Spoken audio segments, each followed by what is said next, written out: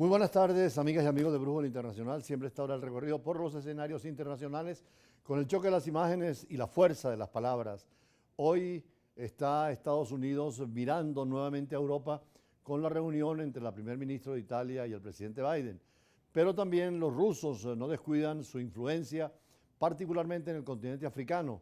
No fue las reuniones permanentes que había Rusia con los 53 países del África, en esta vez no llegaron a 20, pero sigue siendo un factor importante la presencia rusa en África y ahora la presencia china.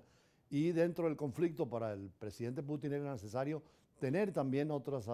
amigos y aliados a nivel internacional, aun cuando en Naciones Unidas muchos de estos estados votaron condenando la invasión de Rusia a Ucrania y están pidiendo precisamente frente al presidente Putin llegar a una solución negociada y diplomática que favorezca naturalmente a los dos países, no pierda soberanía a Ucrania y también Rusia tenga la dignidad al retirarse. Lo cierto es que los chinos también están en una diplomacia muy activa, pero tanto a nivel bilateral como multilateral. Por eso hay que reseñar y empezar en la tarde con la visita al presidente de Estados Unidos, Joe Biden, que recibió con todo el fervor y la amistad a la primera ministra italiana Giorgia Meloni y elogió su primer respaldo a los esfuerzos occidentales para ayudar a Ucrania contra la invasión a Rusia, diciendo lo importante que es Europa en este momento y su gobierno, a pesar de la preocupación que hay en el mundo de la extrema derecha, que para algunos ganó en Italia, con una línea muy dura frente a la inmigración.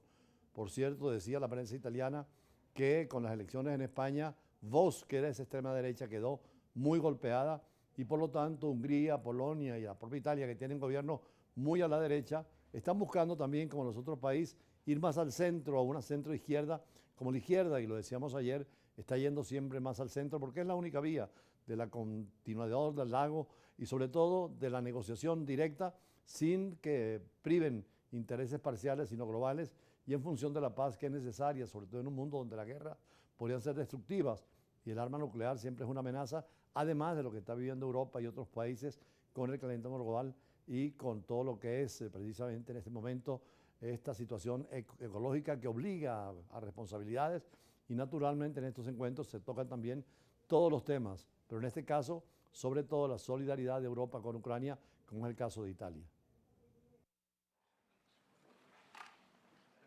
El presidente de Estados Unidos, Joe Biden, recibió el jueves a la primera ministra italiana, Giorgia Meloni, y elogió su firme respaldo a los esfuerzos occidentales para ayudar a Ucrania contra la invasión rusa. Italia y los Estados Unidos se mantienen firmes con Ucrania y los felicito por su gran apoyo en la defensa contra las atrocidades rusas. Y eso es lo que son, no es solo una guerra. Rusia está cometiendo atrocidades. La primera ministra italiana, sentada con Biden en el despacho Oval en la Casa Blanca, dijo estar orgullosa de las acciones de Italia para respaldar a Ucrania. La Casa Blanca restó importancia a las controversias sobre la política doméstica de Meloni, centrándose en cambio en el papel que desempeña Italia como miembro clave de la OTAN y del G7, que el país europeo presidirá en 2024. Biden aseguró que el comercio entre Estados Unidos e Italia alcanzó los 100.000 millones de dólares el año pasado y que no hay razón para que no pueda aumentar.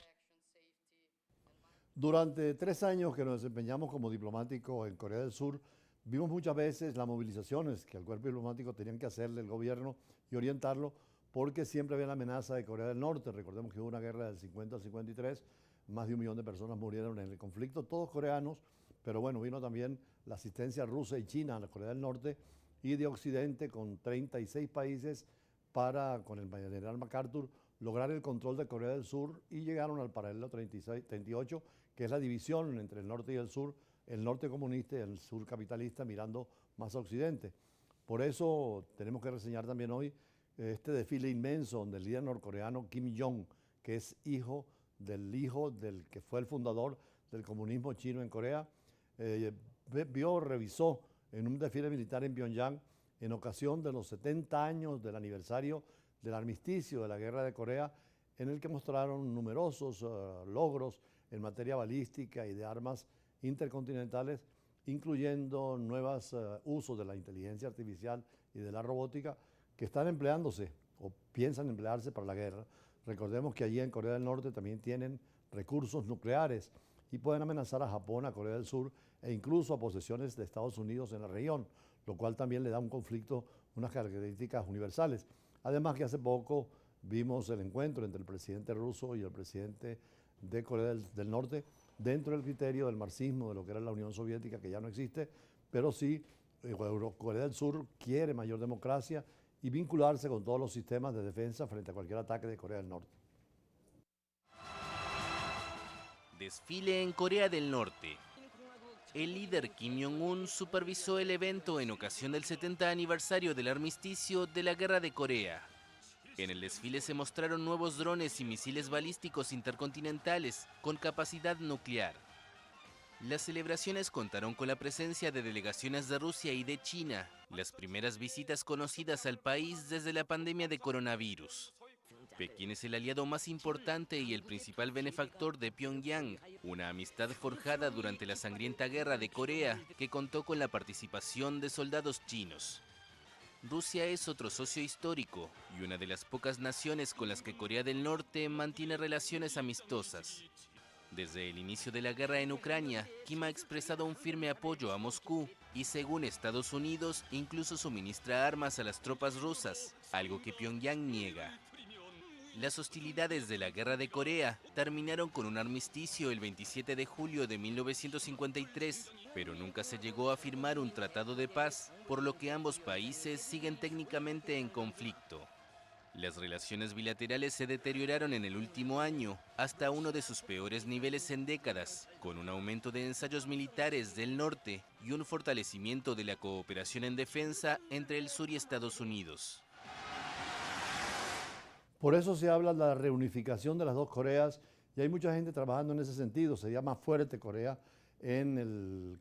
caso del Pacífico, como lo fue Alemania cuando se unió Alemania Federal y la Alemania comunista. Es posible que en el futuro sigan las conversaciones para esa unificación y se termine con un tratado de paz, porque lo que se firmó fue un armisticio en 3 años de guerra directa donde estuvieron también todas las potencias involucradas, sobre todo China y Rusia en la parte comunista y Occidente en la parte occidental, también en el mundo liberal. De ese criterio, Venezuela no mandó soldados a la guerra de Corea, Colombia y otros países latinoamericanos, por eso un trato especial que tienen en Corea del Sur estas embajadas. Y naturalmente los militares en Corea del Norte son los que manejan la política y imponen toda la dirección política del Estado. En el sur es una democracia que marcha libremente con elección de partidos. Hasta una mujer hace poco fue presidenta de Corea del Sur. Pero nos preocupa también en África, que todavía no han madurado en la democracia, a diferencia de América Latina, que tenemos ya gobiernos democráticos y no hay golpes de Estado ni de derecha ni de izquierda, sino democracias un poco inclinadas a la izquierda o a la derecha, pero que respetan el Estado social y de derecho. En África todavía vienen los golpes militares promovidos por los militares, precisamente donde deben dejar el gobierno a los civiles y no entrar en política como en la gran parte de los países democráticos. Por eso los militares que decidieron un golpe de Estado en Níger, que era una vieja provincia francesa, nombraron ya a un militar, a un general como nuevo líder, presidente del llamado Grupo Emergente, y dejaron de lado al presidente Mohamed Bazoum, que llevaba 3 años, 3 días secuestrado, pero que el mandato iba a ser 3 años más, con lo cual se interrumpe el proceso democrático en Níger, un país con muchas riquezas naturales y que, como otros países africanos, está aprendiendo a manejarse en la vida democrática y con los militares dedicados más a la seguridad y defensa del país y no a la vida política, como está pasando también en Egipto, donde un golpe de Estado interrumpió el proceso democrático y es un militar el jefe de Estado. Los militares que dieron un golpe de Estado en Níger nombraron el viernes a un nuevo líder al mando del país. El general Abdurrahman Chiani, que dirige desde 2011 la Guardia Presidencial, leyó el viernes un comunicado en la televisión estatal presentándose como presidente del Consejo Nacional para la Salvaguardia de la Patria, la junta militar que derrocó al mandatario Mohamed Bazoum. La acción del CNSP está motivada únicamente por el deseo de preservar nuestra querida patria, enfrentada por una parte al continuo deterioro de la situación de seguridad de nuestro país, y ello sin que las autoridades depuestas nos dejen entrever una solución real a la crisis, y por otra parte a una mala gobernanza económica y social. La mauvaise gouvernance économique et sociale. Bazoum está retenido desde el miércoles en el Palacio Presidencial, cercado por miembros de su escolta. El golpe fue condenado por la ONU y por países occidentales cercanos a Níger. La France condamne absolument, avec la plus grande fermeté, Francia condena con la mayor firmeza este golpe de Estado militar contra un valiente dirigente elegido democráticamente, que está llevando a cabo las reformas e inversiones que su país necesita y al que apoyamos como hicimos con su predecesor desde el principio. Este golpe de Estado es totalmente ilegítimo y profundamente peligroso para el pueblo nigerino, para Níger y para toda la región. pour les Nigériens, pour le Niger et pour toute la région.